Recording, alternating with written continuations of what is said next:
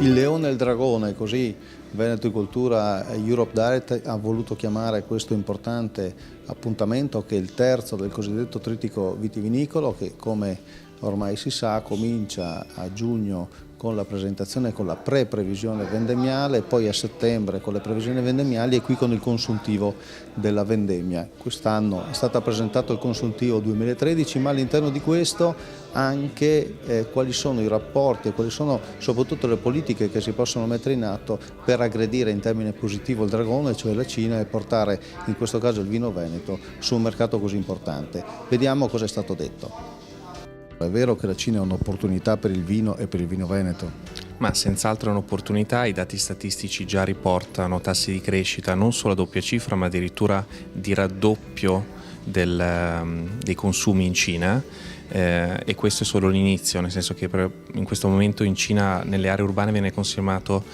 all'anno 0,7 litri. In media a livello nazionale 0,4 litri. Questo significa, se lo compariamo con dati di mercati maturi e occidentali, enormi tassi di crescita prospettivi per i vini di importazione soprattutto, ma anche per i vini locali cinesi.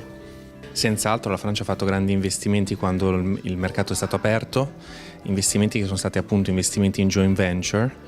con iniezioni di capitali e di tecnologie che hanno consentito ai vini cinesi di migliorare molto, ma alla Francia di prendere posizioni importanti. D'altro canto ci sono paesi che competono con l'Italia da questo punto di vista, come il Cile e l'Australia, che mantengono posizioni più elevate del nostro, che hanno avuto grandi vantaggi o nel caso dell'Australia dalla prossimità e dalla convenienza del vino, o nel caso del Cile anche per un accordo di libero scambio esistente tra i due paesi. Ma sicuramente la percezione che l'Italia in Cina è eccellente anche quando connessa al nostro sistema di vita, allo stile di vita italiano, che è fortemente riconosciuto, dato che al vino rosso per esempio viene attaccata l'etichetta di alcolico estremamente salutare. Questo sicuramente può essere una marcia in più per il vino italiano.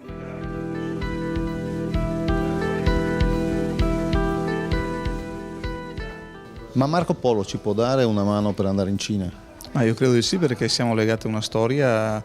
quella della Serenissima, che è tutt'uno con anche la storia della Cina, quindi io credo che sia un bel ponte che bisogna sfruttare. Perché il problema è che lì ci sono 1,5 miliardi, poco meno, di persone, e peraltro ci sono anche realtà anche più organizzate di noi che sono già presenti, quindi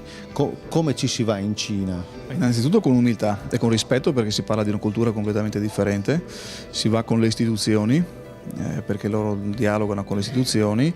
e ovviamente con anche un parterre di imprenditori che abbiano una dimensione tale per poter dialogare in un mercato che ovviamente parla numeri completamente diversi rispetto al nostro territorio. Ecco, e quali sono i nostri obiettivi, i nostri goal da realizzare? Beh, ovviamente sono l'esportazione delle nostre grandi produzioni, penso appunto al vitivinicolo, oggi siamo qui anche per questo, ma penso anche a tutto il discorso del lattiero caseario, che è importante, e altri prodotti che in qualche modo possono diventare un elemento di economia per il nostro territorio se dialoghiamo bene con questo grande continente.